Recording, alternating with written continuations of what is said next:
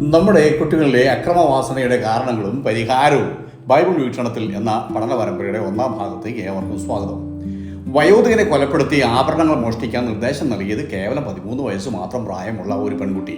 വധിക്കപ്പെട്ടത് ഈ കുട്ടിയുടെ മുത്തച്ഛനും. കൃത്യനിർവഹണം നടത്തിയത് 16-17 വയസ്സ് മാത്രം പ്രായമുള്ള 3 ആൺകുട്ടികൾ. സംഭവം നടന്നത് 2026 ഓഗസ്റ്റ് 16 ഞായറാഴ്ച ആലപ്പുഴയിലെ കരുവാറ്റയിലാണ്. കൊലപാതകം വീഡിയോ മൂലം ലൈവായി പെൺകുട്ടിയെ കാണിച്ചു കൊടുത്തു.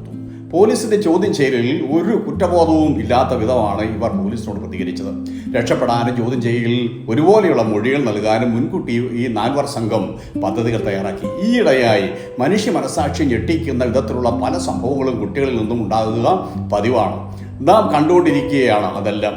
മാതാപിതാക്കളെ ആക്രമിച്ചു കൊല്ലുന്നവർ, അധ്യാപകരെ ആക്രമിക്കുന്നവർ, സഹപാഠികളെ റാങ്കിങ്ങിൻ്റെ പേരിൽ അതായത് തല്ലിക്കൊല്ലുന്നവർ, ചെറിയ കാര്യങ്ങൾക്ക് പോലും കത്തിയും മാരകായുധങ്ങളും ഉപയോഗിക്കുന്ന കൗമാരപ്രായക്കാർ.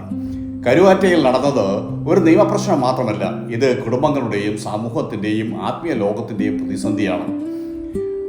ഐഫോണും ബൈക്കും ആഡംബര ജീവിതം ഇവയെ ജീവിത ലക്ഷ്യമാക്കി കാണുന്നവർ ചില തെറ്റായ വഴികളിലൂടെ പണം കണ്ടെത്താനായിട്ട് ശ്രമിക്കുന്നു. കുട്ടികൾ നമ്മുടെ ഭാവി വാഗ്ദാനങ്ങളാണ്. അവരുടെ കയ്യിൽ ഫോൺ കൊടുക്കുന്നതിന് മുൻപ് അവരുടെ ഹൃദയത്തിൽ സ്നേഹവും ദൈവിക ചിന്തകളും കരുണയും ഉത്തരവാദിത്വ ബോധത്തോടെ പഠിപ്പിക്കണം അവരെ. ഓർക്കുക, നല്ല തലമുറ യാദൃച്ഛികമായി ഇവിടെ രൂപം കൊള്ളുകയില്ല. ദൈവഭക്തിയുള്ള മാതാപിതാക്കളും മാതൃകയോടെ ജീവിക്കുന്ന അധ്യാപകരും ഉത്തരവാദിത്വ ഉള്ള സമൂഹവും ഒരുമിച്ച് കൈകോർത്താൽ മാത്രമേ നല്ലൊരു തലമുറയെ ഇവിടെ രൂപപ്പെടുത്തിയെടുക്കുവാനായിട്ട് കഴിയൂ. ഇതിൽ ആരാണ് കുറ്റവാളി? ഒരാളെ മാത്രം നമുക്ക് കുറ്റപ്പെടുത്തുവാൻ കഴിയുമോ? മാതാപിതാക്കൾക്കും കുടുംബങ്ങൾക്കും ഉത്തരവാദിത്വമുണ്ട്. കുട്ടികൾക്ക് സ്നേഹവും ശിക്ഷണവും ശരിയായ മൂല്യബോധവും നൽകേണ്ടത് കുടുംബത്തിൽ നിന്നാണ്. സോഷ്യൽ മീഡിയയ്ക്കും ഡിജിറ്റൽ ലോകത്തിനും ഇതിൽ ഉത്തരവാദിത്വമുണ്ട്. അക്രമവും പണവും ആഡംബര ജീവിതവും ഇവയ്ക്കുള്ള എളുപ്പ വഴികളും നിരന്തരം കാണുന്ന കുട്ടികളുടെ ചിന്തയെ അത് ബാധിക്കും.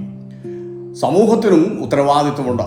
അധ്യാപകർ, ആത്മീയ പ്രസ്ഥാനങ്ങൾ, അയൽക്കാർ, ബന്ധുക്കൾ കുട്ടികളിൽ കാണുന്ന അപകടകരമായ മാറ്റങ്ങൾ നേരത്തെ തന്നെ തിരിച്ചറിയുകയും ഇടപെടുകയും വേണം. ഇനി കുട്ടികൾക്ക് ഉത്തരവാദിത്വമുണ്ട്. പ്രായം കുറഞ്ഞവരായാലും തെറ്റായ തീരുമാനം യഥാർത്ഥത്തിൽ നിങ്ങൾക്ക് ദുഃഖവും നാശവും സൃഷ്ടിക്കും.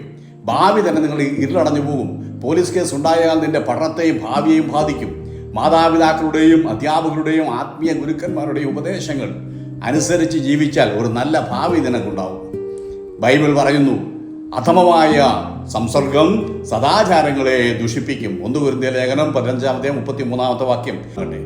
ഈ ചാനൽ നിങ്ങൾ ഇതുവരെ ഫോളോ ചെയ്തിട്ടില്ലെങ്കിൽ ഫോളോ ചെയ്ത്, ലൈക്ക് ചെയ്ത്, ഷെയർ ചെയ്യാൻ മറക്കരുത്.